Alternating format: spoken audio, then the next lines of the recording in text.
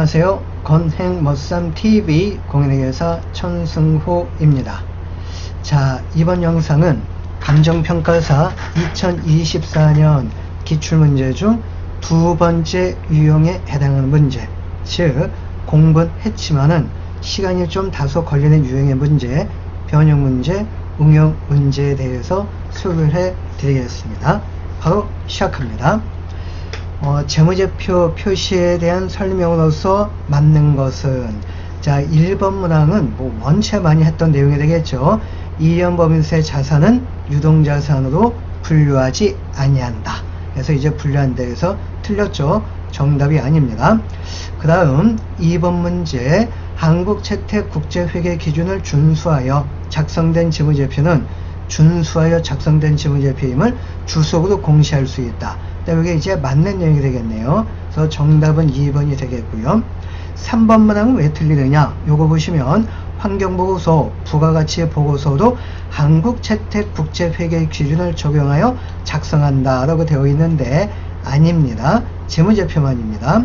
환경보고서나 그리고 부가가치 보고서는 한국채택국제회계 기준 적용 범위에 해당되지 않습니다. 자, 그리고 4번 문항도 원체 많이 했던 거죠. 제가 수업 중에 이런 표현까지 하였습니다. 부적절한 관계는 로맨스다 이런 거 전혀 소용이 없다고 하였습니다. 해당 사항이 안 돼요. 정답은 될 수 없다고 하였습니다.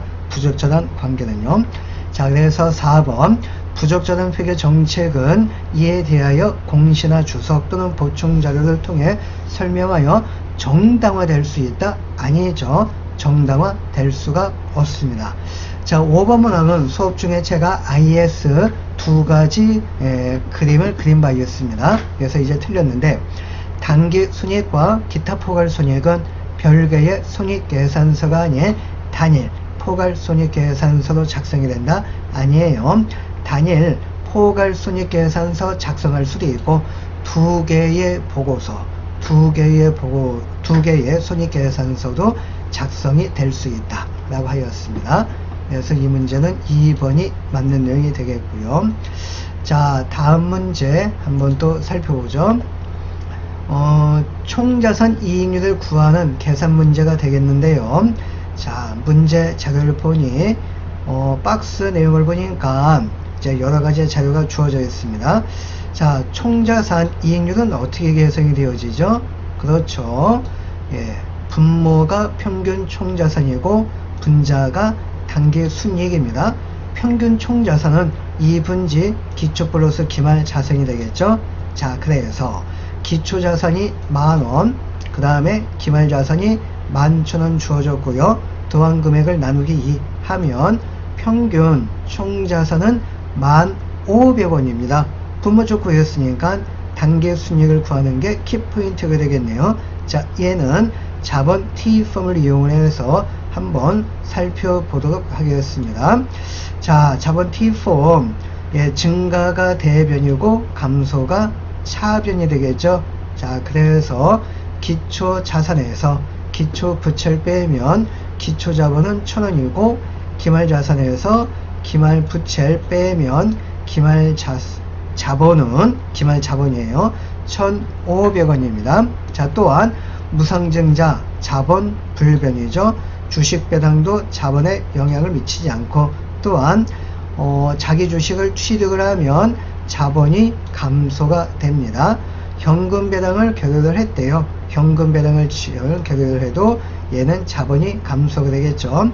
단기 순이익을 구하는 겁니다. 자본이 증가하죠. 그리고 기타 포괄이익도 자본이 증가합니다. 그래서 이렇게 대차 비교하기 위한다면 단기 순이익은 735원이 계산이 되겠고요.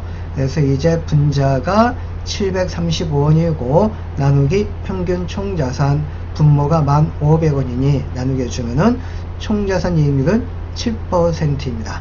1번이 정답이 되겠죠. 자, 51번, 만기전 상환에 대한 문제가 되겠는데요. 객관식 문풀 과정을 할 때 이런 유형의 문제 많이 풀어봤는데, 이거는 그걸 뛰어넘어서 응용 문제로서 출제가 되었습니다. 자, 어떤 문제인지 한번 살펴보죠. 2001년 1월 1일 액면가액 1,000원. 그래서 표시이절 5%이니 50원이고요. 이자 매년 말 지급, 만기 3년입니다. 사찰 발행을 하였고 유효이자율 10%입니다. 발행금액이 주어졌네요. 현가 876억. 동사채의 일부를 2002년 6월 말 1년 6개월 후에 조기에 상환을 하였는데 상환금액이 300원입니다. 자, 이렇게 6월 30일자 중간 날짜가 낀다면 상환가액 속에 6개월 분치 경과이자가 포함이 된 상태로서 100% 시험에 지금까지 출제가 되었습니다. 응용 문제죠. 사채 상환이익이 먼저 주어졌습니다.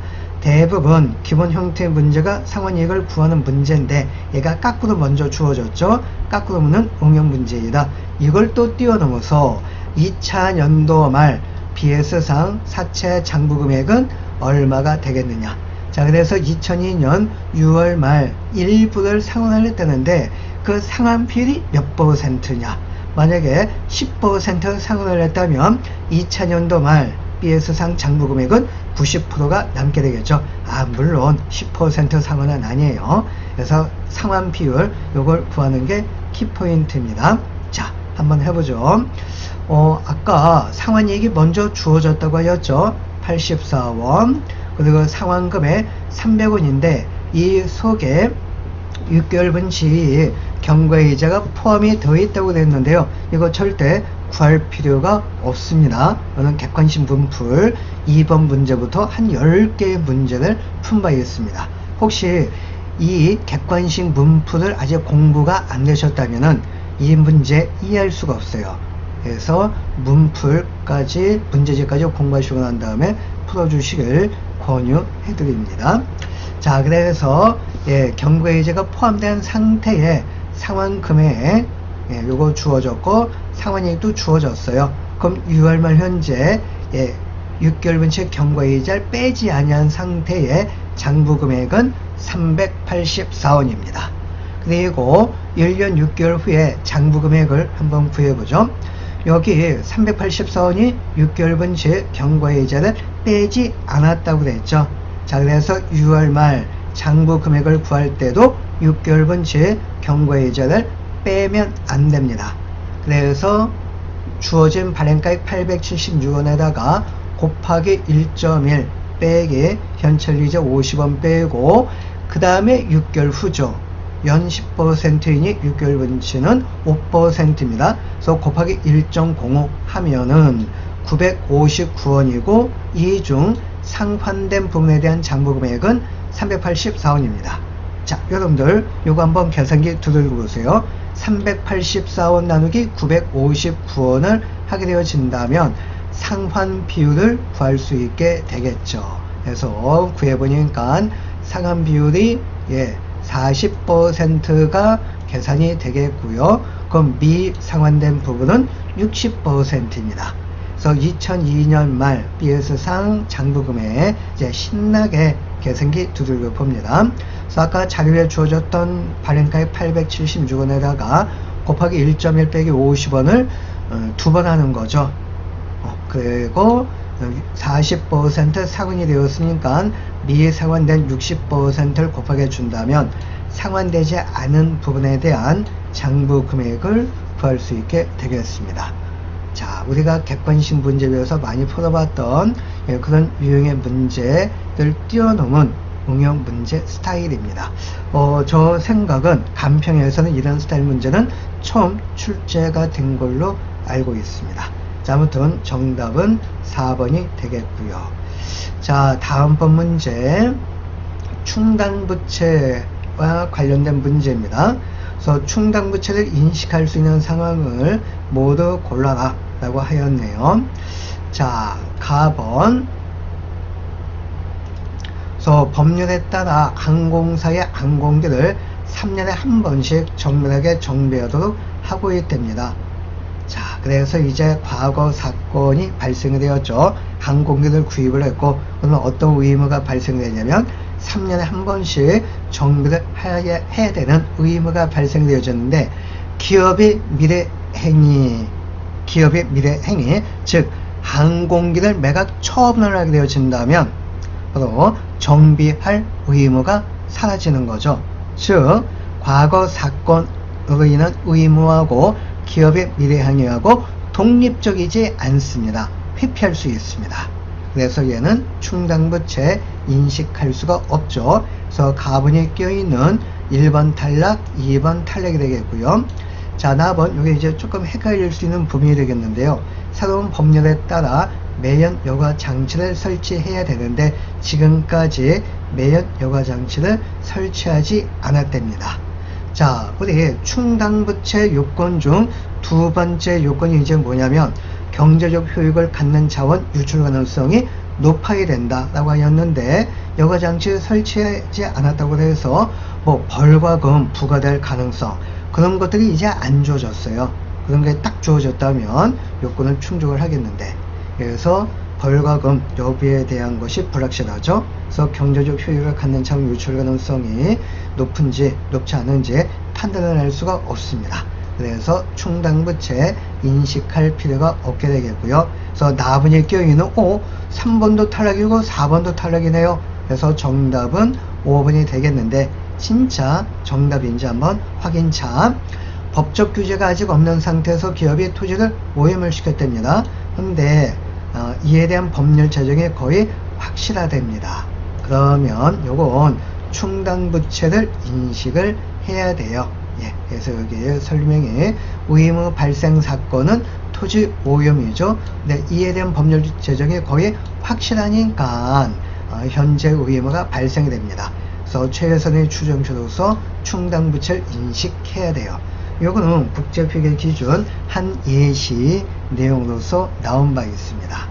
자, 그리고 이제 라번 기업이 토지를 오염시킨 후 법적 의무가 없음에도 불구하고 오염된 토지를 종호한다는 방침을 공표를 했고요. 이미 준술 증거제 쭉 하였답니다. 그러면 거래 상대방이 정당한 기대를 또 갖고 있죠. 이거는 의무, 법적 의무가 아니고 무슨 의무? 그렇죠. 의제 의무라고 합니다. 그래서 충당부채를 인식해야 됩니다. 그래서 탈락. 그래서 5번이 정답이 되겠습니다. 자, 다음번 문제 연속상환사채에 대한 문제가 되겠고요. 오늘 준비한 문제 마지막 문제가 되겠습니다. 참고적으로 연속상환사채가 2023년도에도 출제가 되었고 2024년도에도 출제가 되었네요. 자, 간평은 2001년 1월 1일 액면가액 900원, 표시이자율 연 5% 매년 말 이자 지급 조건의 사채를 발행을 했는데 매년 말 900원 나누기 3년 한 300원씩 상환하는 연속 상환 사채를 발행을 하였습니다. 유효이자율 연 6%가 되겠고요. 그래서 현가표 6%짜리 적용. 2차 연도 말 사채 장부 금액은 얼마가 되겠느냐. 자, 캐시플로우 한번 살펴보죠. 900원 나누기 3년에서 매년도 300원씩 이렇게 이제 상환을 하게 되니까 이자가 세이브가 되겠죠. 이자가 감소가 됩니다. 그래서 첫 년도에는 900원이 1년 내내 흘러가니 요게는 5%, 59, 45, 45원의 이자가 발생이 됐고요. 900원 중에서 300원을 갚았으니까 2차년도에는 600원이 흘러갑니다. 600원 곱하기 5%, 65, 30, 30원 이자를 줘야 되겠고 2차년도 600원 중 또 2차년도 말 300원을 갚았으니까 3차년도에는 300원이 흘러가죠. 5%, 355, 15원의 이자가 발생이 됩니다. 자, 이런 캐시플로우 체크하게 되었다면 이제 여기에다가 현가표를 적용을 해주면 되겠죠. 그래서 1차년도 345원 그리고 첫년도 현가표 6% 0.9434 2차년도 캐시플로우 330원이고요. 현가표 0.89 그리고 3차년도 캐시플로우 315원이고 3차년도 현가표 0.8396 각각 곱하기 한 다음에 일반 계산기는 GT키 눌러준다면 884원 현가 발행가액이 계산이 됩니다. 그리고 2차년도 말 장부 금액은 우리가 이제 중급회계 첫 날부터 공부하였던 계산기 조작을 해주면 되겠죠. 884원 곱하기 1.06 빼기 1차년도 캐시플로 345원을 빼고 2차년도 곱하기 1.06 빼기 2차년도 캐시플로 330원을 빼면 2차년도 말 장부금액은 298원이 계산이 되겠습니다.